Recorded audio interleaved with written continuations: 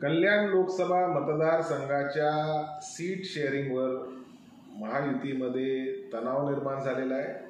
संगीत खुर्चीचा खेळ हा कल्याण लोकसभा मतदारसंघामध्ये सुरू आहे।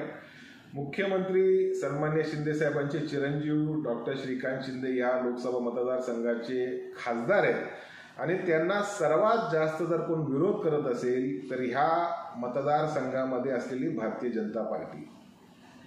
कळवा शहर भारतीय जनता पार्टींनी तर चक्क प्रदेश अध्यक्ष बावनकुळेंना पत्र लिहिलं की कल्याण लोकसभा मतदारसंघामध्ये कमळ ह्या चिन्हावर उमेदवारांनी निवडणूक लढवावी।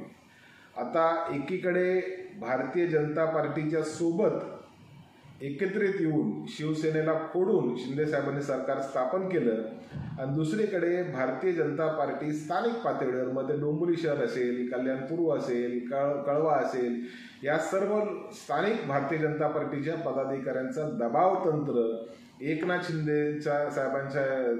शिंदेच्या चिरंजीवावर चालू आहे, कारण त्यांना ही सीट स्वतःकडे घ्यायची आहे। त्याच्यामुळे जरी कितीही ताकद शिंदे साहेबांनी कल्याण लोकसभेसाठी लावली, भारतीय जनता पार्टी ही सोप्या सोप्याने त्यांना विजयाकडे वाटचाल करू देणार नाही।